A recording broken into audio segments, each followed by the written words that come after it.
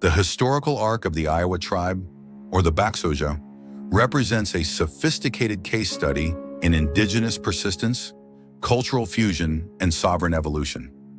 To understand the Ioway is to understand the shifting hydrology of the American Midwest and the adaptability of a people who transition from sedentary woodland farmers to high plains buffalo hunters, and finally, to modern sovereign innovators.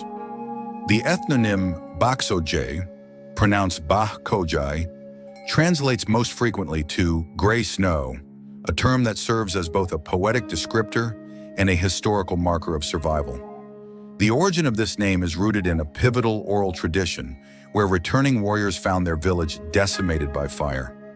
The layer of ash that had settled upon the site resembled a heavy winter snowfall, forever branding the tribe as the people of the gray snow. An alternative, though perhaps more utilitarian, interpretation suggests the name refers to the fire smoke soot that stained the snow surrounding their winter lodges. Regardless of the specific etiology, the name reflects a core cultural identity forged in the crucible of environmental reality and resilience. Linguistically and ancestrally, the Ioway belonged to the Chiwere Siouan stock, sharing a common origin with the Ho-Chunk, Winnebago, Oto, and Missouri tribes. This collective was once a singular nation inhabiting the Great Lakes region, but environmental pressures, internal social dynamics, and the pursuit of more fertile hunting grounds necessitated a centuries-long migration southwest. This migration culminated in the establishment of the Ioway heartland across the states of Iowa, Missouri, Minnesota, and Nebraska, a territory they defended with military precision and diplomatic acumen until the tides of American expansionism forced their relocation in the 19th century. The archaeological foundation of the Ioway people is found in the Iowa-Oto culture, a post-woodland archaeological complex that emerged around AD 1000 and persisted until the mid-17th century. The Iowa-Oto represented a significant technological and social departure from previous woodland cultures, characterized by a unique mixed subsistence model that integrated intensive maize agriculture with broad-spectrum hunting and gathering. The Iowa-Oto culture is defined by its sophisticated material culture, which archaeologists identify through diagnostic traits such as shell-tempered pottery. Unlike the thicker, grit-tempered vessels of the woodland period, Iowa-Oto globular jars were thin-walled and highly durable, often decorated with geometric trailed lines and chevrons that reflected a shared aesthetic across the upper Mississippi Valley. These technological advancements were not merely aesthetic but practical, facilitating the efficient storage and cooking of agricultural surplus. The Iowa-Oto also mastered the use of stone tools, specifically the heat treatment of chert, flint, to improve its flaking properties. By heating local chert in controlled fire pits, the Iowa-Oto could produce sharper, more resilient Madison triangular arrow points and scrapers. This lithic technology was essential for their survival as hunters of buffalo, elk, and deer. Furthermore, the Iowa-Oto are known for their use of catlinite, the red pipestone from Minnesota, which they carved into disc and elbow pipes for ceremonial trade. The emergence of the Ioway as a distinct tribal entity was catalyzed by the instability and eventual collapse of the Mississippian center at Cahokia in the 13th century. As the centralized hierarchy of the Mississippian world fractured due to environmental stress and internal warfare, smaller, more mobile kin groups began to coalesce into the nations encountered by European explorers. The Iowa-Oto populations were particularly resilient, outliving the broader Mississippian culture by up to 300 years. Evidence suggests that the Iowa-Oto/Ioway practiced a sophisticated form of environmental stewardship, managing forest edges and river terraces to maximize the yield of wild resources like amaranth and chenopodium alongside their cultivated fields. By the time of French contact in the late 17th century, the Iowa-Oto tradition had transitioned into the historic Ioway, Oto, and Missouri tribes, who maintained many of their ancestors' material traits, such as shell-tempered pottery and bison scapula agriculture, while adapting to the introduction of European trade goods. The historical memory of the Ioway begins with the grandfather nation, the Ho-Chunk. Tribal legends and linguistic analysis confirm that the Ioway, Oto, and Missouri were once united with the Winnebago people near Green Bay, Wisconsin. This unified group eventually fractured. The Ho-Chunk remained in their ancestral territory, while the ancestors of the Ioway, Otoe, and Missouri migrated south and west, eventually splitting again near the Mississippi River.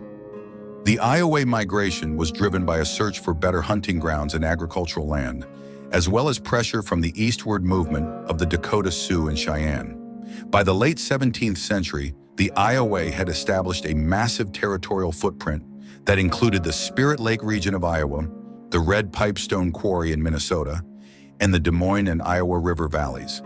The first documented contact with Europeans occurred in 1676, when French explorers and missionaries encountered the Ioway near Green Bay. These early French documents identified the Ioway as buffalo hunters, noting their semi-sedentary lifestyle that balanced bark-covered wigwams and longhouses with seasonal use of tipis during buffalo hunts.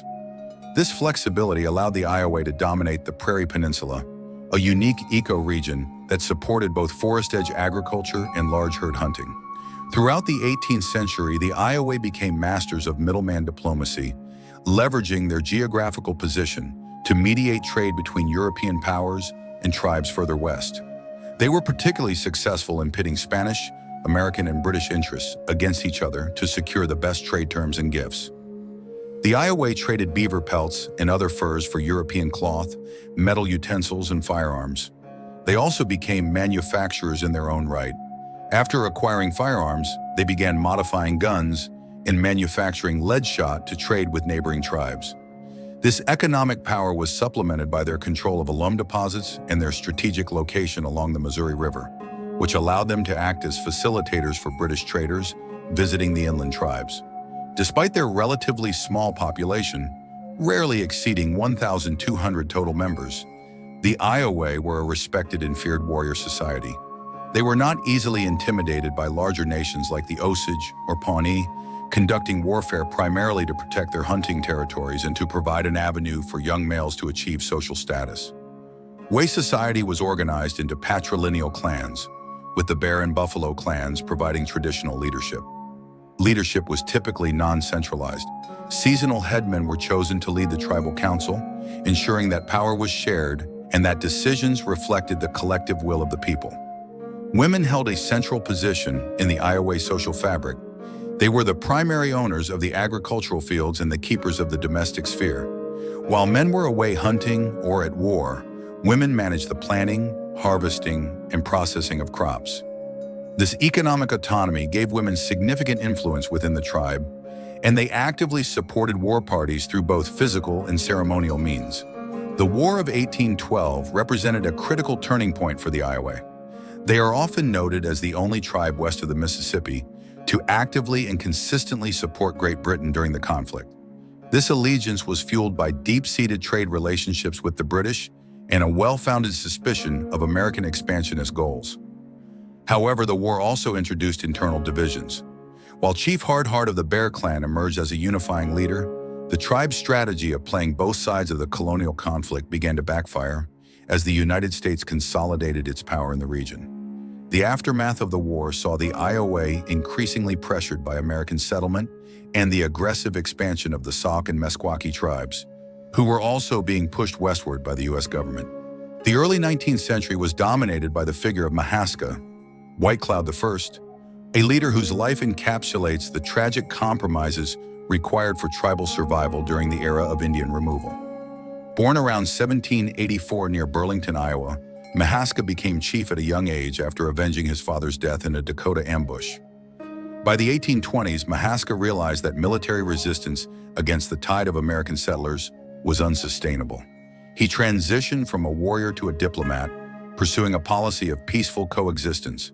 This strategy was tested by continuous smallpox epidemics and warfare with the Osage and Sauk, which decimated the Ioway population, dropping from an estimated 1,100 in 1760 to just 800 by 1804. Mahaska became a symbol of the noble savage to American settlers, adopting an Anglo-American lifestyle in his later years, living in a log home and advocating for Western education for Ioway children. However, this civilized persona masked a desperate attempt to preserve a remnant of his people's land base. Mahaska's favorite wife, Ranchawame, female flying pigeon, was a prominent figure in her own right. Renowned for her beauty and generosity, she accompanied Mahaska to Washington in 1824 to meet President James Monroe. Her portrait, painted by Charles Bird King, remains one of the most famous images of a 19th century Native American woman. Ranchawame was a fierce advocate for traditional values, warning the women of her tribe against the vicious courses of white society. Her death in 1834, followed shortly by Mahaska's assassination by an internal rival, signaled the end of an era of Ioway dominance. The move to the Kansas-Nebraska reservation did not bring peace. The tribe was increasingly divided between mixed-blood factions who favored assimilation and full-blood traditionalists who resisted the loss of their cultural heritage. In 1878, dissatisfaction with the conditions and treatment on the northern reservation reached a breaking point. A large contingent of Ioway tribal members, seeking to preserve a more traditional way of life near other Native nations, began migrating south into Indian Territory, modern Oklahoma. By 1883, an executive order officially established the Iowa Reservation in Oklahoma near Perkins. In the 20th century, both tribes formalized their governance under the Indian Reorganization Act of 1934 and the Oklahoma Indian Welfare Act. Today, they operate as fully sovereign nations with their own judicial systems, police forces, and extensive social services. The Iowa Tribe of Oklahoma's constitution serves as the bedrock of sovereignty, establishing a business committee to manage daily operations, environmental services, and economic development. Similarly, the Iowa Tribe of Kansas and Nebraska is governed by an executive committee and a general council, prioritizing the support of its citizens through diverse programs and services.